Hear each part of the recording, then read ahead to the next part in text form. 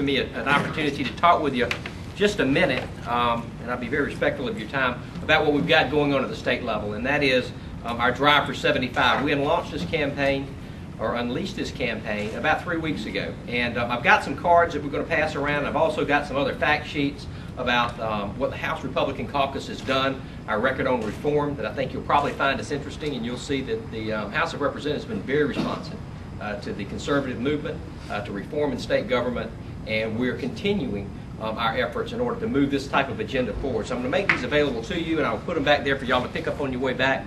But I want to talk about our Drive to 75. In the South Carolina House, we have 124 members. The most we have ever had at any one point in time was 74 members in the House. And so the Drive for 75 is our drive to make sure we attain 75. Currently, we're sitting at 72. We had 73, and we had a representative, Bill Wiley, passed away.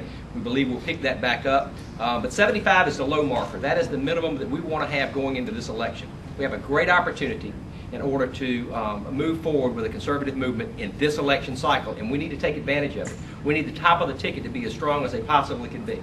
We need Nikki Haley to do extremely well, and we need to get behind her and support her in her effort to do so.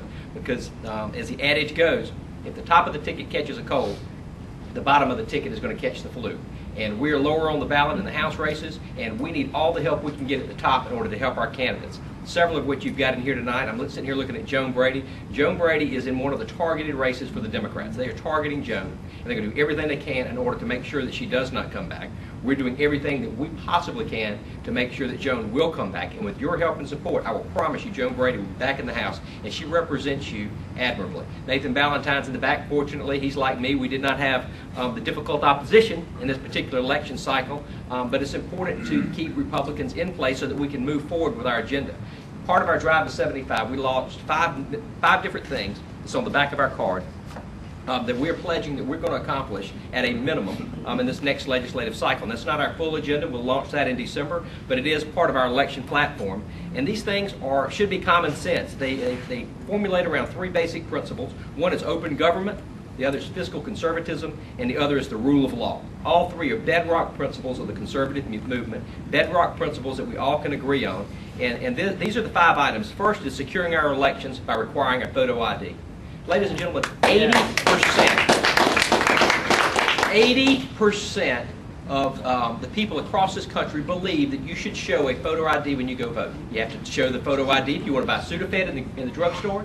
You have to have a photo ID to board an airplane or any other type of public buildings or a lot of different public buildings to gain access. You have to show a photo ID. We believe it's reasonable when you're voting for the most powerful man in the world, which is the President of the United States, that you should be able to show a photo ID to prove who you are, to protect the integrity of the ballot. Whether I agree with someone or not, or their choice of candidates or not, I will fight tooth and nail for their opportunity and their right to vote. But to vote once, not 2 and 3 and 4 times. And it is important. And we saw it happen in 2008. The House of Representatives in 2009 passed voter ID. We sent it to the Senate. In 2010, it come back as an amended bill. We amended it. We got the parties involved and engaged at the local level and said, look, you tell us what you want and we'll go fight for it. And they did, and we delivered in the House. But unfortunately, the Senate Democrats fought it tooth and nail, and they refused to allow it to pass. And that's what's incredible about it. 80% of Americans support it, yet nearly every single Democrat, whether it be in the House or the Senate, did everything they could in order to block it. That should tell you something. That should tell you about where they're getting the votes. And my mama used to tell me the hit dog barks. And when they start barking, that means we hit them in an area that hurts them. And that is nothing but trying to protect the integrity of the ballot. Next is securing our state's finances with spending limits. The House of Representatives has passed 5 out of the last 7 legislative cycles. The House of Representatives has passed spending limits for state government. And we're going to pass it the 6th time whenever we return in January. Building trust by increasing transparency. Representative Haley, soon to be Governor Haley, Representative Ballantyne sponsored legislation in dealing with transparency. We passed it unanimously in the House last session. The Senate did not make it through there. We did pass a rule that passed both bodies, but very early in 2011, Nathan will reintroduce a bill and we will early pass it very quickly, and we're going to send it back to the Senate to make sure that the records are on the vote, that people know what their representatives are doing, that accountability and transparency are important issues, and people have a right to know and a need to know, and we're going to make it known so that they understand what it is. Next is fighting illegal immigration. In 2008, South Carolina passed the toughest illegal immigration reform in the country. Since that time, Arizona and Oklahoma have been two states that have moved the ball even further.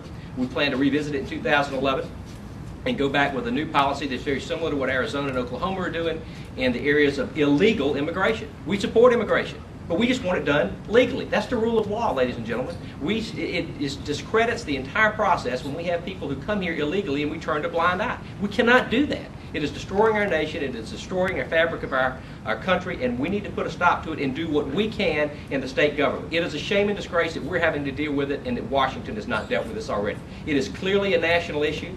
We can't do anything about that at the state level but for what we are doing, and that is to try to do everything we can to make sure that anyone in the state of South Carolina is here legally, and that they operate legally, and that they operate under the rules that all of us have to abide by.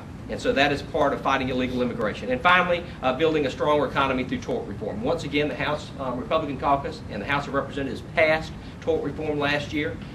It was very close to making it through the Senate, but it did not. And once again, early in 2011, we will pass that bill and we'll send it back to the Senate, and we're going to ask them to do the same. But these are foundations and principles that we can all believe in and all get behind and support.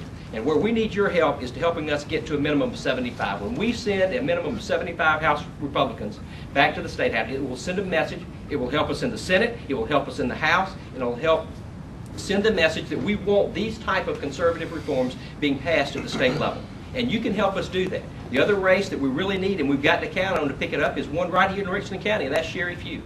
I want to ask you to get involved and to work as hard as you possibly can for Sherry. We have a real opportunity in that seat. But it's a difficult battle, and it is not going to be easy. So if you have an opportunity, please go over and help her. Just give a little bit of time to help elect a Republican. Make a few phone calls, put up some yard signs. Talk to your friends and your neighbors in those districts. Sherry needs our help, and she needs our report. We have an excellent opportunity, but we don't need to blow it. And we need Richland County and Richland County's Republican Party to be active and engaged, because you can help us achieve a goal that will have lasting impact in the state of South Carolina. And I thank you.